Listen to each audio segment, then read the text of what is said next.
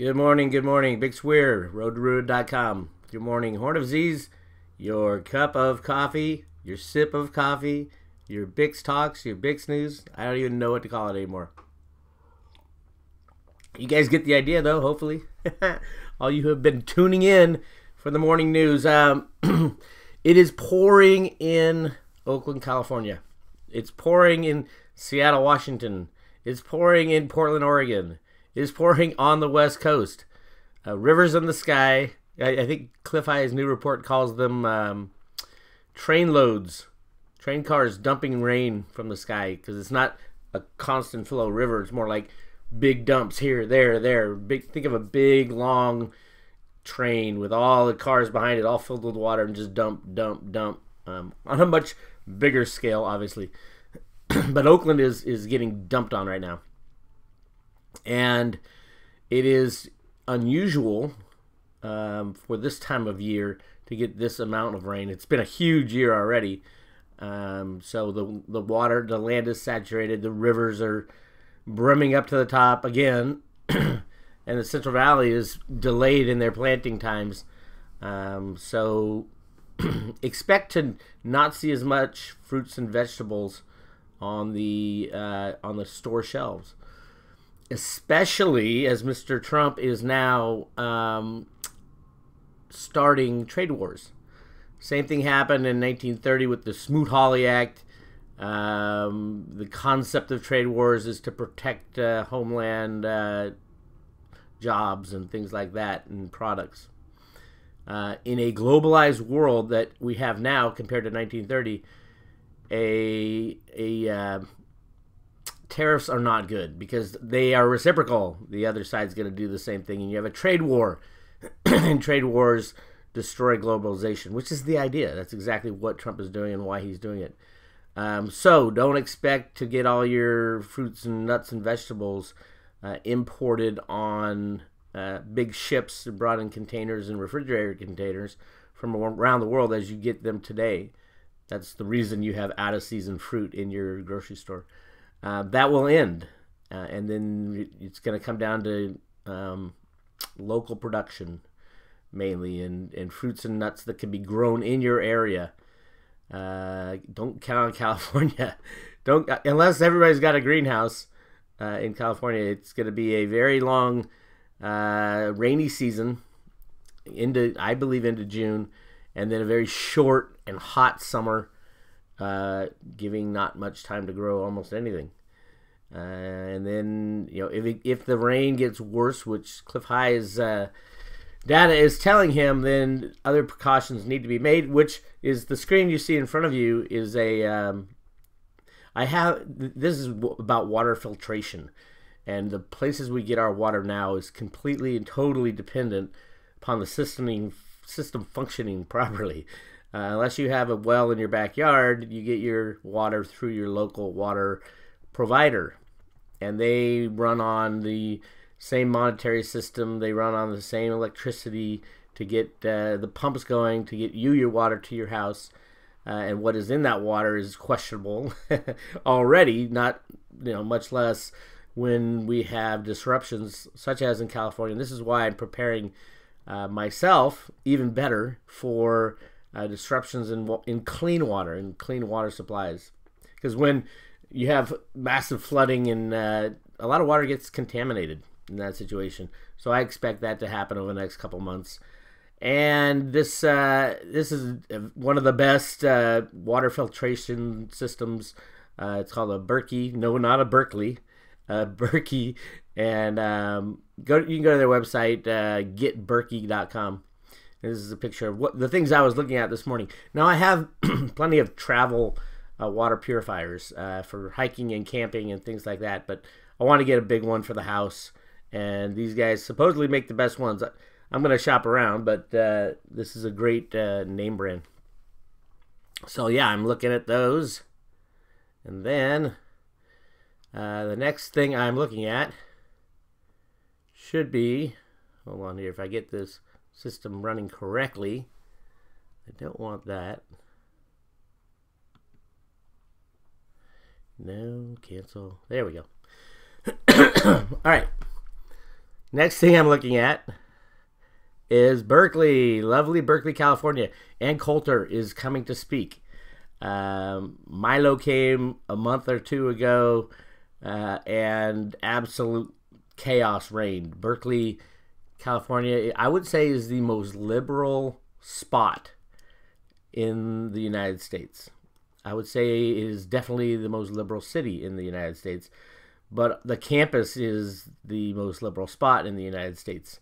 They love to throw peace protests and have speeches and marches, and you give them a cause, and they're gonna jump up and down and fight for it if it's within their agenda. Well, here's the problem: if it's outside the agenda of Berkeley, they are the most anti-free speech place you can find in the United States, and we're finding that every time a conservative comes to talk. And Milo was a radical conservative, and Coulter they think as radical. They can't have that kind of free speech on the Berkeley campus. Berkeley is a state-run and federal-funded school. Free speech is supposed to be. They have courses and majors in free speech at Berkeley, but free speech that doesn't conform to what they believe does not count as free speech, apparently. And so these riots, well, these protests that are happening every time a conservative comes into Berkeley are now turning more and more militant and more confrontational. I've yet to hear of guns being brought to these events, but this one might be where that starts. And that will start within the United States. Guns coming to campuses and into marches and to local protests, because once one situation breaks out where people get shot, everybody's going to bring a gun to these things. Everybody who can, legally or illegally. So yeah, this is a very big tipping point. And this happens on Thursday night. It's a tipping point in our transition out of the old system into the new. But because Trump's not going to ban guns, so everybody's going to go out and buy guns. So the gun, if you want to make some money and you in the stock market and you're still playing that game, I would say invest in gun companies again, because the only people that aren't fully loaded with guns right now is the far left, and they are starting to arm themselves. So there's more buying power for the gun companies and the bullet companies and the flak jacket companies and the helmet companies that can come from the far left, because they're not equipped and loaded up and ready to go. But they are going to need to be, so here we go again. And Trump's not going to stop gun purchases. As far as my take on all that, I think everybody should be required to have a gun and carry it around. Because if you have one gun, then the person with the gun has all the power.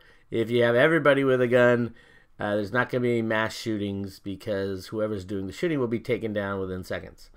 I know it's a little wild, wild west type of crazy, but that's the transition is going to have to be wild, wild west crazy. And as you can tell from what's going on around the world, it's getting crazy on many different levels.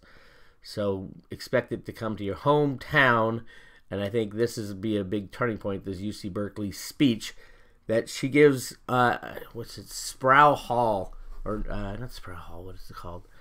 The main plaza in Berkeley, right below the Campanile, which is the big tower, is where, they probably say where it's going to be here. And they're talking about Milo. Sproul Plaza, that's it. The Berkeley campus is pretty cool. It's awesome. My mom worked there for 30 years in the Governmental Studies Library. But if you walk down Telegraph Avenue, which is the main street going into Berkeley, all the hippie shops and all that, you can get your tie-dye. Telegraph Avenue goes right in basically dead ends right at Sproul Plaza, which is an open plaza where you have most of your anti-government speeches, your peace speeches, you name it. And so Ann Coulter is going to be right speaking in the heart of this thing. It'll be interesting what happens. there's a big possibility that she won't do it because she'd be afraid for her own life. That's how bad it's gotten in Berkeley. The UC system has told her that she doesn't want it, that they don't want anybody there. But the UC campus is the police in Berkeley are non-police. They let any kind of protest and riot just happen, and then come in supposedly if it gets too out of hand. And that's the way Berkeley wants it, because most of the protests there are peaceful, and everybody getting stoned and talking about peace and love. But these latest protests have changed the dynamic, and they are no longer peace and love, and it is confrontation time. And there's a lot of social network chatter going on about the left arming themselves for the next few protests. And these are, you get the left and the right arming themselves and going to a certain spot, which they are. They've drawn their battle lines, and Berkeley, California is where this the riots within America could very well start, and it might even start on Thursday. So if Ann Coulter actually shows up, I'm sure she'll have her own security detail, but she's not going to have enough, and she's going to need the protection of the Berkeley police and the campus police. Both are trained to not do anything.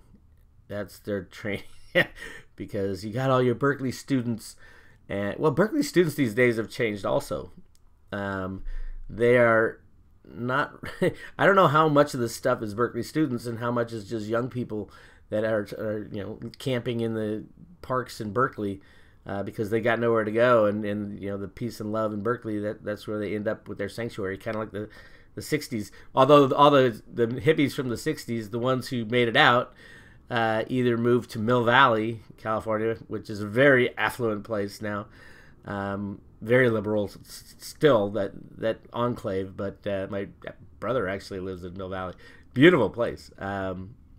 But a lot of the Berkeley hippies who ended up getting jobs and making a lot of money have moved to Mill Valley. So it's a lot of young kids, a lot of dreadlocks these days, and we'll see. I don't know if it's the students. The cost to go to school is phenomenal these days because of all the free money the government gives out. So I would guess most of these kids who are going to protest have nothing to do with the school, and the militant people, the George Soros funded gang will be there, and then the far right's going to be there. They're looking for a fight. Anybody within driving distance to Berkeley will probably show up. So it's going to be pretty ugly Thursday if this happens. I don't think legally that anybody can stop her from going to a public square and speaking. But she risks a lot by doing that, and I'm sure they have their bug out bulletproof van or whatever they're going to do for her if she's going to speak right in Sproul Plaza, right in the heart of the enemy. So very interesting stuff coming up. Also want to talk about Bitcoin. Look at that, $1,300. Remember what I said when I was giving out Bitcoin when Bitcoin was $200? I said these Road to Ruta subscriptions are going to pay for themselves, and they almost have already, up 600%. Yeah, I give out $30 in hard copy Bitcoin with every subscription, every yearly subscription. So they pay for themselves over time. If you aren't a subscriber to the private road, now is a good time, because as you can tell, if you look at this chart right in here, we're about to break over the resistance and probably free running to about 1450. Might pull back a little, and then 2050, I think, by beginning of the summer. And then the economic chaos really kicks in. I have Bitcoin going over 10,000 by the end of the year, which is almost 9 times what it is. Where are you going to get that kind of return? And those of you who don't have Bitcoin yet, a lot has been going on in Bitcoin. This week's Friday Road Trip, I'll be talking about all the countries that are announcing they're going to start using the blockchain and Bitcoin. Imagine when central banks around the world start printing money to buy Bitcoin. That will be an exciting time. And that lies ahead of us. It's not behind us. That lies ahead of us. And central banks know exactly what Bitcoin is, exactly what it means. And they know they're going to either have to fight them or join them, and any kind of fighting against Bitcoin has pretty much been squashed by the people who want Bitcoin to happen. China, great example. The United States, great example. They understand the meaning of Bitcoin. They understand the meaning of the banks crashing and what that will do to the monetary system. And if there is an alternative, gold and silver are great, but raise your hand if you have gold and silver. How many of your neighbors have gold and silver in their pocket? How many of their neighbors have gold and silver? Gold and silver is not going to work as a currency if nobody has any. Okay, you got it? It's not like you're going to take your gold and silver and walk down to the market and buy any goods and get change in gold and silver. A new monetary system has to be put in place. Distribution of the currency needs to happen. So countries that don't have any gold and silver, not the U.S. I think the U.S. has a lot. But a lot of countries don't have any gold and silver within their population or within their banking system or within their governments. So they're definitely not going to use gold and silver. But Bitcoin they can use. They can spend whatever currency they have right now, stock up on Bitcoin, and then when the crash happens at the banks, move right into gold or silver is not available. So Bitcoin, it's available. Oh, by the way, they were smart enough to get some early, and now it's $1 million a coin. Yes, it will go to $1 million a coin. The dollar will be completely different, obviously, but there would be, it's going to go no bid practically. Well, that's the funny thing about Bitcoin. It's hard for it to go no bid because it's always available. The price will just be high. And gold and silver can go no bid. If nobody's got any gold and silver and there's none to be found, it can go no bid. So yeah, lots of exciting things for gold and silver coming up. I think even more exciting things for Bitcoin. And if you like the blockchain, I recommend Ethereum, which you can buy on Coinbase also. And it's up, now Ethereum's up, what is it, 1,000% or so in the past couple months. It's got a long way to go. They all have a long way to go. Any alternatives to the unbacked fiat system have a long way to go. All right, moving on. Need triple sip today. It's always better to drink coffee on like a cold and rainy day, which is today, of course, in California. It warms you up inside, but be careful. Don't drink too many cups. Be very careful. I'm talking to V today at, I think we do it live at 1 o'clock his time, 1 o'clock East Coast time. So you can listen on V's channel, or I'm going to post it on Road to Ruta. And you can listen there. We're going to talk about a lot of good stuff, a lot of stuff going on. And we have very different views on what Trump's doing in the Trump administration. I know what he wants. He doesn't believe in the conspiracy side when it comes to Trump. He believes in every other conspiracy side, but not when it comes to Trump. But that's okay. We have good conversations, and I know exactly where he's coming from. I mean, the alt media is sideways with their understanding and analysis of what in the world is Trump doing.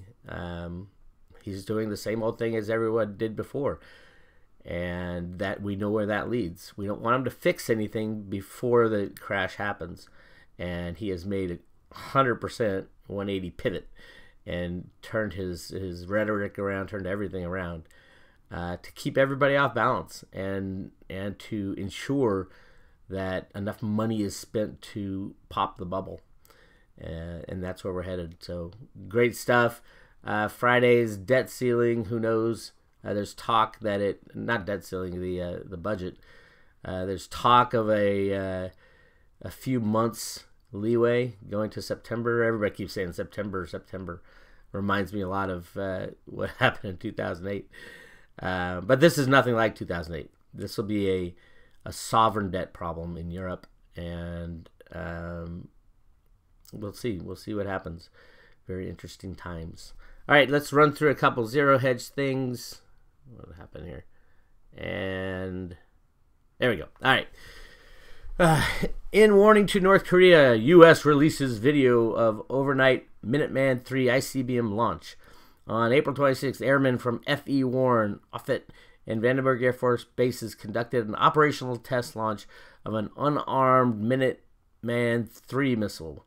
The ICBM was equipped with a test reentry vehicle and travel approximately 4,200 miles to a test range near Kwajalein Atoll in the Marshall Islands. You ever notice my pronunciations of some of this stuff is just horrible? No big deal. No, there won't be World War III. And it's not because humans can't spark World War III. They can. Humans are very adept at blowing themselves up. But we're being protected. We're being protected in the skies by certain entities, shall we say.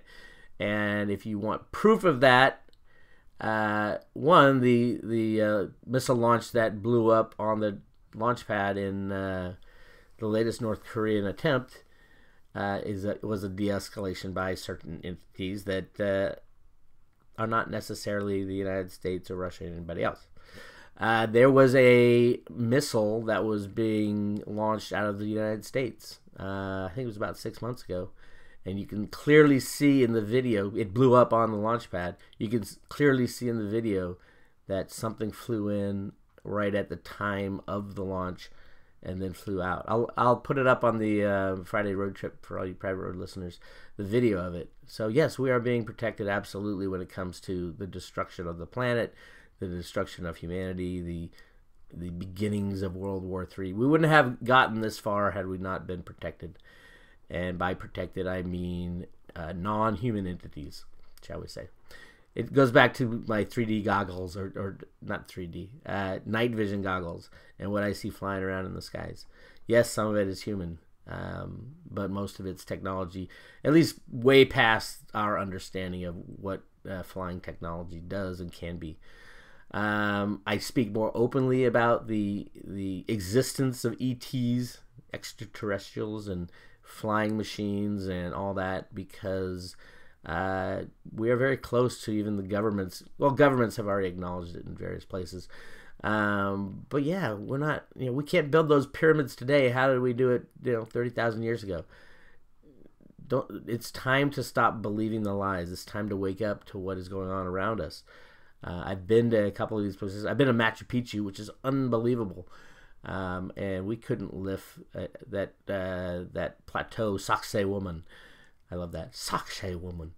It has these boulders that are megaliths, cut so precisely and placed, had to be lifted and placed so precisely that it is impossible for anything of our current technology to do that today.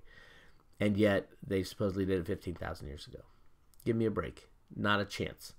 So then you start thinking to yourself, okay, well, if they had advanced technology, say 30,000, 50,000, 100,000 years ago, everything we have been taught is a lie about where we came from and how all these unexplainable things within the earth today came about.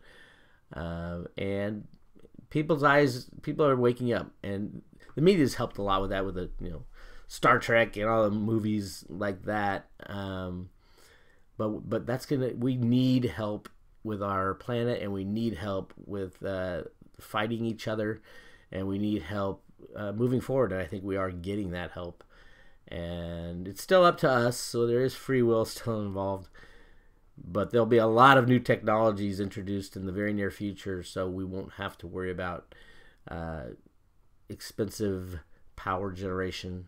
The coal and oil forms of power generation will be rendered useless almost overnight as soon as this new technology is released.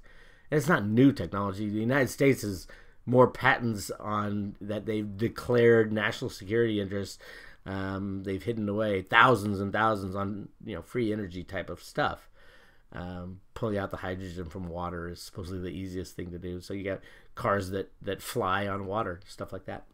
I think Uber or Amazon announced that within 2 years they're gonna have flying cars. I heard it on the radio. I'm like, what do you mean flying cars? I guess Uber is talking about setting up a system where you take an Uber to the airport and jump on a private Uber plane and go wherever you want. something like that. You know, I just heard flying cars, and I'm like, what? I don't think that technology has been released yet. I think it's there, but I don't think it's been released yet.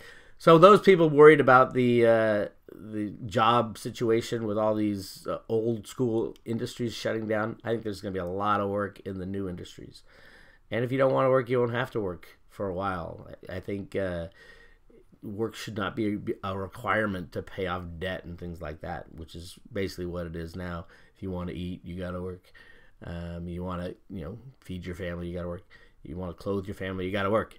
I think that'll all change, especially with 3D replicators being introduced to humanity. It takes care of your basic needs. It's kind of like 3D printing, except put yourself 20 years into the future. Look what the internet has done in the last 20 years. If you didn't know it, the internet was invented in what was it? Well, you can go way back, but the World Wide Web was the 90s. And that's what, 30 years ago, 25 years ago. And now look at us. We can't live without it. So yeah, technology changes fast, and the 3D printing is already printing almost anything. I've seen a house 3D printed. So that technology is going so fast. And when you have that type of technology, that's going to be the end of money. You won't need gold, silver, Bitcoin. If your basic necessities are taken care of, food, water, shelter, through 3D printing and other things like that, the world changes and humanity changes. And the reasons we do what we do change. It'll free up humanity to do amazing things and things that they like to do, things that you want to do. Everybody has something they like to do and want to do, and this might free up pretty much everybody to live the kind of life they want. But that it could be 50 years from now if the technology keeps growing at the current pace it would, or it could be overnight if it is technology that the government already has and has just been holding back from humanity. There's a little of both going on that way over the next couple of years, because we're taking out the bad guys who control us, and those who don't believe that we're taking out the bad guys need to wake up to that. We have taken them out. We're removing a lot of their strongholds now. That's all. The Trump flip-flop is all about taking out the bad guys and destroying the system, so that the new system, when implemented, is going to be amazing. Go back to Trump's speech. His inaugural speech, when he's talking about, we're going to have new technologies that are going to change the world, and it's exciting. It's really exciting. All right, I've been rambling on today, so let's just jump down to something that jumps out. That's amazing that the news is talking about nuclear attack. Well, there's not going to be a nuclear attack. Don't worry about it. And if there was, you don't have to worry about it anyway, because you'll be gone in half a blink of a second. So don't worry about it. The worst thing is a minimized nuclear strike where everybody doesn't die. That's a Mad Max world. Don't worry about that. There's nothing you can do about that either. So it's one of those things. We are being protected, so don't worry about us going into global World War III. That's what the bad guys wanted, and their entities that they dealt with have been taken out as well. So, or are in the process of not taken out. Their free will is still intact. They've just been told that they're not allowed to rule over us anymore. I'm starting to sound a little woo-woo crazy, as Cliff likes to say, but the more you learn about extraterrestrials and the spiritual side of this war and all that, the more you're going to come to an understanding that, there's battles going on many different levels. And it's not just the U.S. and the Trump administration. It's not just the left and the right. There are battles going on to free our entire planet, our solar system even, from what I hear. Anyway, moving on. Paul Ryan, House GOP address spending bill, Obamacare, Trump tax reform, all of that. What does all that do? The spending bill, Obamacare, and Trump tax reform blows the budget up. That was always the idea, starting in at least 1982 with the publication of the Gold Commission report. In the Gold Commission report that was commissioned by Ronald Reagan, got the smartest economists in the world to get together, plus one that they didn't tell you about, Alan Greenspan. They wrote a report on should we return to a gold standard. Remember, in the late 70s, early 80s, inflation was going through the roof, and they counted inflation as the real numbers back then, kind of. So they got together and said, should we go back to a gold standard? The ultimate conclusion was no, but unless we get spending intact, under control, we're going to have to go back to gold standard. Since 1980, all that's been done is spending. It's like they did the reverse of what they said they needed to do. And they did it on purpose. Absolutely, they did it on purpose. So this stuff with the House spending bill and Obamacare and Trump tax reform, all is geared to spend more and more and more to pop that bubble. Bubbles get bigger and bigger and bigger. The stock market bigger and bigger and bigger until it pops. That's where we're headed. And when it pops, it's going to be the biggest pop that can happen, which is a derivative pop. And so everything will be destroyed that is not held in your possession. And yes, you can hold Bitcoin and Ethereum in your possession via a paper wallet or a off a hard drive, a Trezor. Those work well, supposedly. I like paper wallets. They're easy and I can see my numbers. All right, we're going on way too long. There's a picture of Steve Mnuchin gives sneak peek of Trump's tax reform plan. That guy is a bad guy. There, look at him, Steve Mnuchin. He even looks like a weasel, acts like a weasel, smells like a weasel. If you act and smell like a weasel, you're a weasel. A lot of bad things in his past, a lot of bad things he's doing behind the scenes. He was the head of computer market rigging at Goldman Sachs. That is the only reason he was put in charge of the U.S. Treasury, so he can put his computer programming skills to work to rig the markets. That's why gold and silver are still rigged today. If we want to get rich, go buy Bitcoin, buy Ethereum, wait till they double and triple, take half those profits, and then buy physical silver in your own possession. I know a lot of Bitcoin people in this area that do that. They use their Bitcoin proceeds to buy physical silver because they know at some point silver will be the go-to asset. And at that point, there'll probably be none available, and the big companies that use it in their industrial production will be paying anything to get their hands on physical silver. So excitement lies ahead. This is BIX Weird. Oh, don't forget, thumbs up this video, please. Thumbs up. And I'm giving away a free book. Go to roadtoruta.com, put in your name and your email address. It's all free. This is the free public road. And you will be sent a link to a book called Silver, Gold, Bitcoin, and God. I wrote a couple of years ago. Most of it's up to date. And it'll blow you away. And if you like it, then go look at the other books you can buy at the general store at Road to Ruta. Anyway, BIX Weird. We'll talk to you at 1 o'clock Eastern Time with the Hump Day with V.